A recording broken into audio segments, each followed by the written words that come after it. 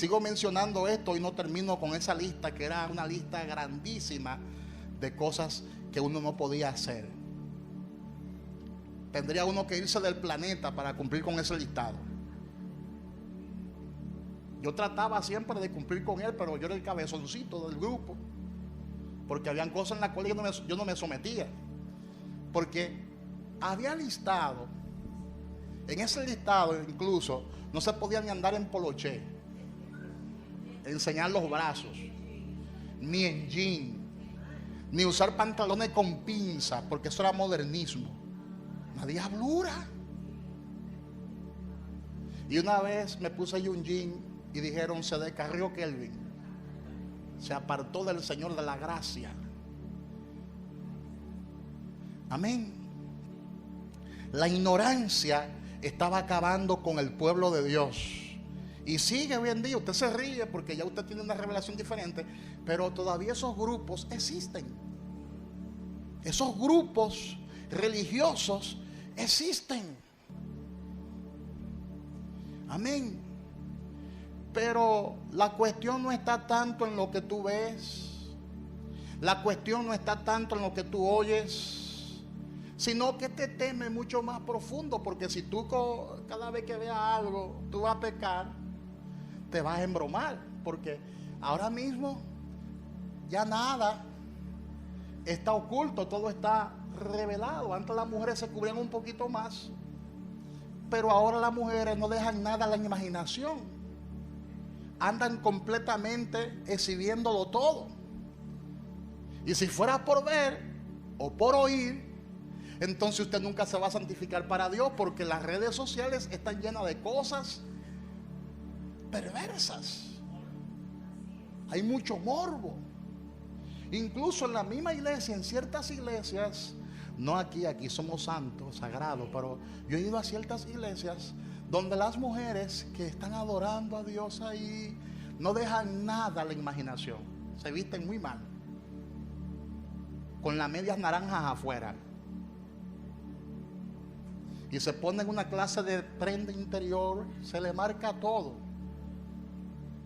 Yo creo también en esa parte en que la mujer y el hombre de Dios tienen que cuidar su apariencia, porque hay muchas personas inmaduras, porque el viejo hombre sigue ahí. Amén. Y no se arrepiente. Eso es lo grande del caso, que el viejo hombre no se arrepiente. Por eso yo tuve que colocar un hombre nuevo. ¿Tú quieres saber si el viejo hombre no se arrepiente? Dale lugar para que tú veas. No importa que tú hayas participado de un culto glorioso, no importa que tú hayas recibido una palabra, wow, el pastor Dios lo usó con esa enseñanza, y te va, ¿verdad? Te va bien edificado. Pero si cuando te va tú le das lugar a la carne, va a pecar. Porque la carne no entiende la palabra, ni se somete a la palabra, porque esa es su naturaleza. Dígale al que está a su lado: la carne no se va a arrepentir. Por eso es que este tema es mucho más profundo.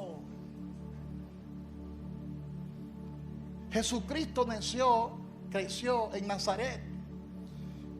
Ahí creció Jesús, en Nazaret. Y Nazaret era una ciudad pervertida. Había mucha perversión, mucha prostitución. Y ahí creció Jesús en medio de toda esa prostitución. Por eso cuando Jesús salió de Nazaret, decían de Jesús: ¿y de Nazaret podrá salir algo bueno? ¿Por qué? Porque los que eran de Nazaret eran todos unos perversos, unos bebedores de romo, unos mujeriegos. Y ahí, escuche bien esto, y ahí en ese ambiente creció Jesús, pero no pecó.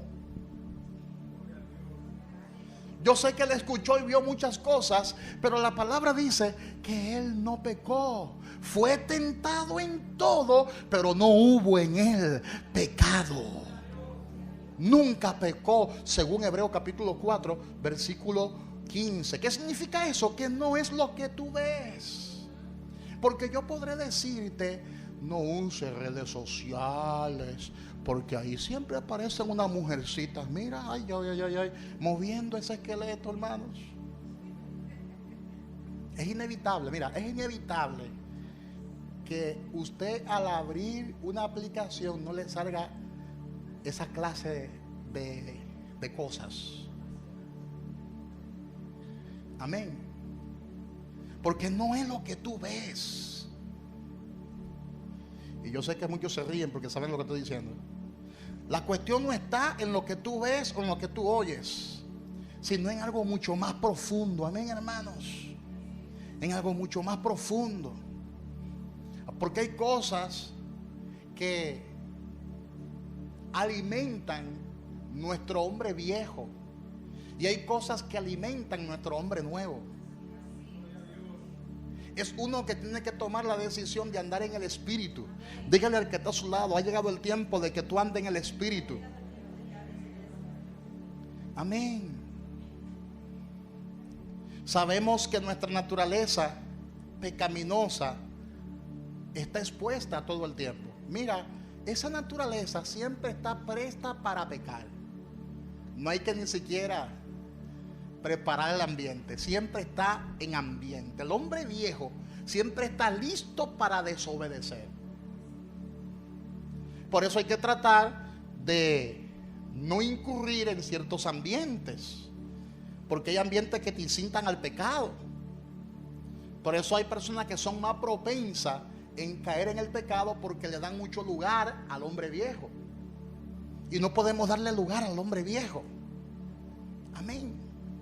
Y es importante que esto quede claro, que esto es un asunto de naturaleza. Hay una naturaleza carnal, apunte eso por ahí, y hay una naturaleza espiritual. Amén. Gloria a Dios. Y yo recuerdo cuando yo comencé en mi vida cristiana, que yo comencé a incursionar en el ambiente carismático pentecostal, que la iglesia a la que yo asistí en ese tiempo tenía un manual de prohibiciones: no bebas, no fumes, no vayas al cine, no te pongas, no te vistas, etcétera, etcétera, etcétera. Pero eso que hacían no era prueba, escuche esto, no era una prueba de que ellos habían nacido de nuevo. Amén. Porque hay grupos que lo que hacen es que fabrican cristianos. Hay muchos cristianos fabricados. Porque para que una persona sea un genuino hijo de Dios, tiene que nacer del agua y del Espíritu. Tiene que ser engendrado en Dios, no fabricado. No fabricado. Y este es un misterio muy grande que está en la Biblia. La palabra de Dios habla sobre Abraham, que tuvo 2 hijos. Uno lo tuvo con una esclava y el otro lo tuvo con su esposa, con la libre. El que nació de la esclava nació en la carne, mas el que nació de la libre nació por la promesa de Dios. Todos saben de esa historia. Dios le había hecho una promesa a Abraham y le dijo a Abraham: en ti serán benditas todas las familias de la tierra y en tu simiente. Le dio una promesa. Y pasaba el tiempo, y pasaba el tiempo, y pasaba el tiempo, y lo que Dios le había prometido no se hacía realidad. Y pasó 10 años, y pasó 15 años, y pasó 20 años, y pasó 25 años. Y ya el pobre Abraham tenía 99 años. Ahora, ¿por qué no pudo tener hijos con su sierva Sara, con su esposa Sara? Porque Sara era estéril. Entonces Sara se acerca un día a Abraham y le dice: ya Dios nos ha hecho una promesa, pero hay un problema, y es que Dios todavía no cumple su promesa. Ya tú tienes 99 años, yo tengo 90 años, no colaboro contigo. ¿Qué tú crees si tú te acuestas con mi sierva Agar? Porque en ese tiempo era permitido eso. Si la esposa era estéril, la esposa tomaba la decisión, y era válido, podía tomar la decisión de hablar con su esposo para que deje descendencia acostándose con su sierva Agar. Pero esa decisión fue una decisión en la carne, no en el espíritu. Eso no formaba parte del plan de Dios. Y Abraham vio que la propuesta no estaba mala. Eso está en Gálatas capítulo 4, versículos 22 y 23. Habla sobre eso. Gálatas capítulo 4, del 22 al 23. El apóstol Pablo en estos versículos habla de Ismael y habla de Isaac, los dos hijos que tuvo Abraham. Dios le había dado una promesa a Abraham y le dijo que él tendría un heredero. Según Romanos capítulo 4, versículo 13, un heredero por la justicia de la fe. Era una promesa que cargaba Abraham, pero esa herencia la iba a recibir a través de uno de sus hijos. De un hijo era. Amén. Porque la palabra de la promesa es esta: por este tiempo vendrá Sara y tendrá un hijo. Esa era la promesa, según Romanos capítulo 9, versículo 9. No obstante, Abraham tuvo dos hijos, no uno. Desobedeció, se salió del propósito. Entonces el hijo de la esclava nació según la carne, mas el hijo de la libre nació por la promesa. Y aquí yo quiero detenerme, porque aquí hay una enseñanza bien profunda que hay que entender. Una enseñanza muy profunda. Abraham está viejo, biológicamente hablando. Era imposible que tenga hijos.